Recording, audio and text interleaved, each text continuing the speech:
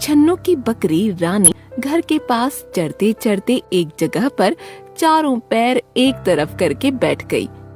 वो बहुत परेशान दिखाई दे रही थी।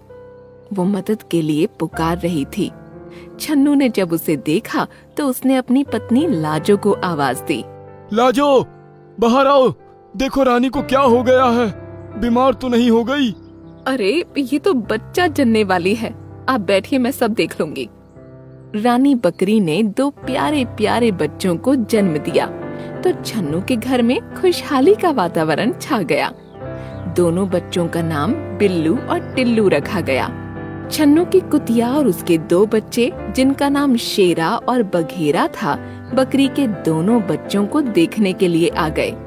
पिल्ले उनसे खेलना चाहते थे, इसलिए आगे बढ़ गए। हमारे घर की आबादी बढ़ रही है, अब तक हम लोग कुल 6 हो गए हैं। ये लोग तो फैमिली प्लानिंग को नहीं मानते। अच्छा है, जनसंख्या बढ़ने दो। आप भी ना। इतना कहकर लाजो घर के अंदर चली गई। कुत्ते के पिल्ले और बकरी के बच्चे आपस में खेलने लगे। छन्नू ये देखकर बहुत खुश हो रहा था। वो भी उनके साथ खेल लेता था। उसे सब परिवार के सदस्य ही लगते थे। वो उनकी सुरक्षा का पूरा ध्यान रखता था। रात के समय बकरी रानी और उसके बच्चे एक कमरे के अंदर रहते। कभी कभी कुतिया और उसके बच्चे भी वहीं रहते थे। एक दिन कुतिया और उसके बच्चे रात के समय कमरे के बाहर ही बैठे थे। अचानक एक सियार छन्नू के घर की बाउंड्री के अंदर आ गया। कुतिया के कान खड़े हो गए। उसे अपने बच्चों की चिंता हो गई। उसने झट से शेरा और बघेरा को पीछे सुरक्षित स्थान पर भेज दिया और उनके आगे खुद सतर्क होकर बैठ गई।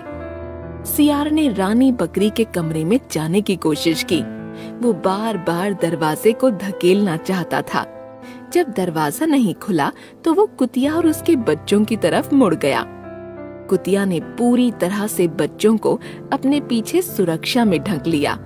सियार आगे बढ़ा तो माँ कुतिया उससे लड़ पड़ी। दोनों में लड़ाई होने लगी। सियार बच्चों की तरफ जाने लगता तो कुतिया उस पर टूट पड़ती। अपने बच्चों को बचाने में उसकी जान पर बनाई। छन्नू तब तक डंडा लेकर बाहर आ गया। सियार वहाँ से भाग गया, लेकिन कुतिया पूरी तरह से घायल हो चुकी थी। आज तक कभी यहाँ सियार नहीं आया था। आज पहली बार ये खतरा सामने आ गया।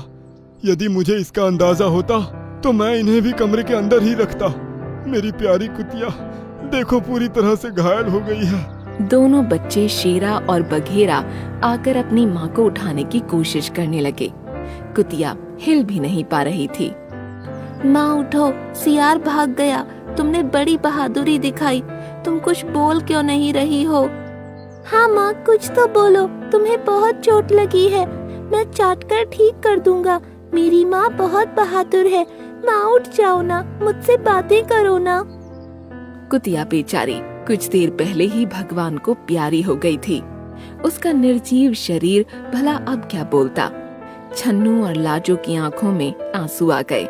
उनके परिवार का एक सदस्य सदा के लिए उनसे दूर हो गया। शेरा और बघेरा अनाथ हो गए। छन्नू और लाजो को उन पर बड़ी दया आ रही थी।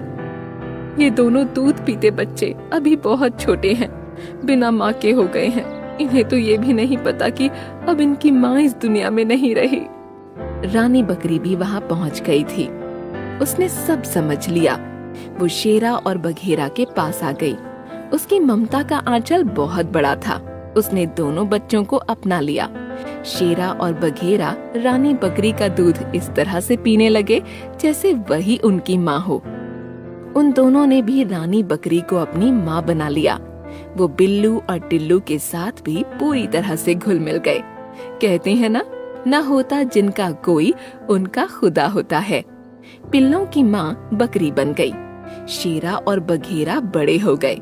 वो दोनों अपनी माँ रानी बकरी और भाई टिल्लू और बिल्लू की सुरक्षा में लगे रहते थे। एक शाम सूरज ढलते ही वही सियार फिर से आ गया।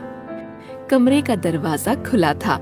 रानी बकरी और बिल्लू टिल्लू वहीं पर थे। सियार जैसे ही आगे बिल्लू और टिल्लू की ओर बढ़ने जा रहा था कि शेरा और बघेरा ने उस पर हमला बोल दिया। अच्छी कदकाठी के शेरा और बघेरा ने सियार पर जबरदस्त हमला कर दिया। सियार नीचे गिर गया और शेरा बघेरा फिर उस पर टूट पड़े।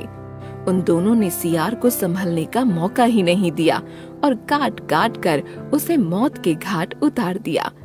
इस तरह से उनके द्वारा रानी बकरी, टिल्लू और बिल्लू की सुरक्षा हो गई और उन्होंने अपनी माँ की मौत का बदला भी ले लिया।